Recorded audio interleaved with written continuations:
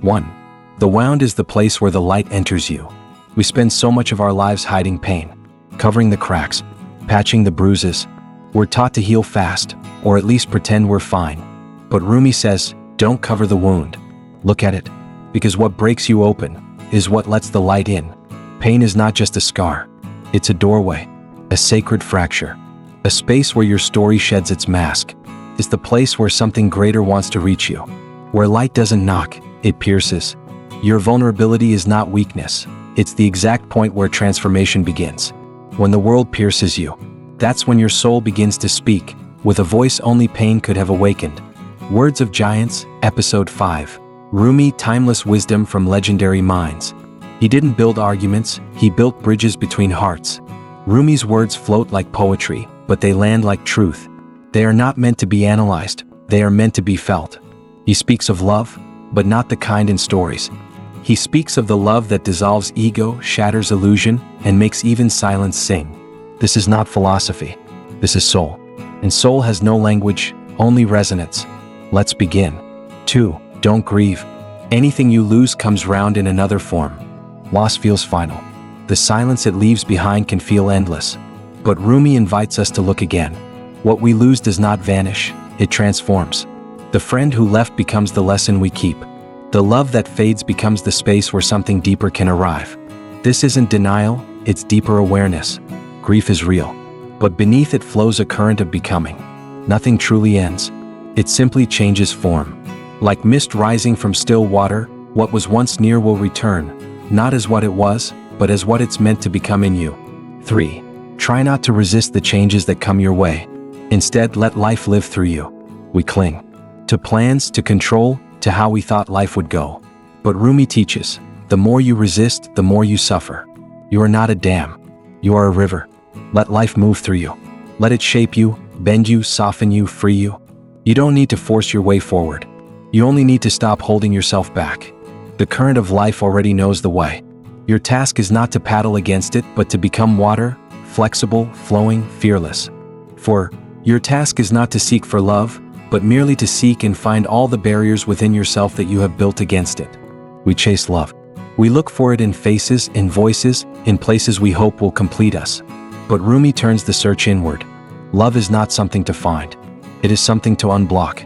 What if love was already here, but trapped behind your fears, your doubts, your self-protection? What if love was waiting not at the end of your search, but at the end of your defenses? Tear down the walls, and love will walk through on its own. Not as something you capture, but as something you remember. 5. You were born with wings. Why prefer to crawl through life? We shrink ourselves. For comfort, for safety, for the illusion of control. But Rumi calls that out. He says, you weren't made to be small. You were born with wings. Courage is not the absence of fear, it's flying anyway. Even when your knees shake, even when your voice trembles, even when the sky seems unreachable. Stand up, unfold. Lift off, not just from the ground, but from every belief that told you to stay low. 6. Why do you stay in prison when the door is so wide open? Most of our limitations aren't real, they're familiar. We stay in habits, roles, fears, not because they hold us, but because they comfort us. Rumi asks, what if the walls around you were imagined? What if the door has always been open, and the only thing keeping you inside is you? The prison isn't made of iron. It's made of doubt. Of stories you told yourself so many times, you started calling them truth. Freedom isn't a destination. It's a decision. A quiet choice to step out, not into certainty but into possibility. 7. The wound is the place where the light enters you. Repeated for emphasis. You've heard it before. But now hear it again. This time not as poetry but as truth. The parts of you that feel most broken. They're not dead ends. They're openings. Points where grace slips in, where beauty gets through, where your story stops pretending. Your wound is the place your armor cracked. And through that crack your light got out. Don't rush to cover it. Don't rush to heal it away. Stay with it. Let it burn, let it soften, let it speak. Because often the wound is not your shame, it's your teacher. 8. Be like a tree and let the dead leaves drop. There are things you no longer need, old versions of yourself, tired expectations, stories that weigh you down. And yet you hold on. Rumi says, don't. Let them fall. Let them rot. Let them feed the soil of who you're becoming. Like the tree, you must trust the cycle.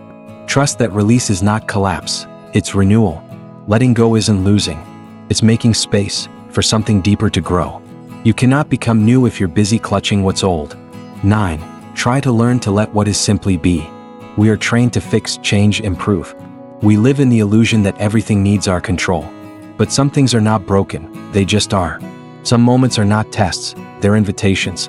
Rumi offers an invitation to allowing, to sitting beside what feels uncomfortable without fighting it, to letting life unfold without constant resistance. This isn't giving up, it's giving space. It's trusting that what is enough for now. Peace doesn't come from fixing the world. It comes from no longer needing to. 10. Flow down in always widening rings of being. This is the essence of Rumi. You are not climbing, you are unfolding. Not ascending a ladder, but expanding in all directions. Depth, presence, surrender. You are not a fixed point. You are a river widening, a soul stretching, a spiral deepening inward. And every layer you release, every false name you set down, reveals more of who you've always been. Growth is not up, it's in. And in that inward movement, you become vast.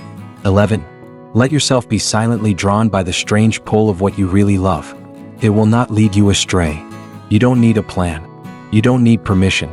You only need to listen to that quiet, magnetic pull inside you. That instinct, that ache, that longing that won't go away. Rumi says follow it, not with noise but with surrender, not with force but with trust. What you love, truly, deeply, isn't random. It's your compass, your North Star. It knows your path even when your mind forgets it. Let it pull you, even if you don't know where it leads, because what you truly love is often who you truly are. 12. You were born with potential. You were born with goodness and trust. You were born with ideals and dreams. You were born with wings. You are not meant for crawling. Rumi is not asking you to become more. He's reminding you of what you already are. Beneath the fear, beneath the noise, beneath the years of trying to fit in, there is still that original spark. You were born with dreams, with fire, with light, with the ability to rise. You haven't lost it. You've only been distracted. Now is the time to remember, to stop crawling toward acceptance and start soaring toward your essence. The wings are still there. You've just forgotten how to open them. 13. Don't get lost in your pain. Know that one day your pain will become your cure. Pain has a strange shape. It feels like an end, but often it's a beginning in disguise. Rumi teaches that pain isn't the enemy, it's the alchemist. It changes us not through logic but through transformation. What feels unbearable today may become the very wisdom that heals someone else tomorrow, or even heals you. Pain is not the closing of your story. It's the page that forces you to see the plot differently. Don't fear the ache. Walk through it. It's carrying medicine with your name on it. 14. There is a voice that doesn't use words. Listen. This world is loud, but truth, real truth, whispers. It speaks in stillness, in breath, in tears, in that gentle knowing that doesn't come from logic but from presence. Rumi says stop seeking noise. Tune into the silence. The voice you've been waiting to hear is already speaking. It doesn't shout. It waits. Not in your thoughts but in your awareness. Not in your striving but in your surrender. Will you listen? 15. The moment you accept what troubles you, the door will open. We spend so much time pushing pain away, trying to fix it, run from it, hide it. But Rumi reminds us, acceptance is not surrender. It's the key.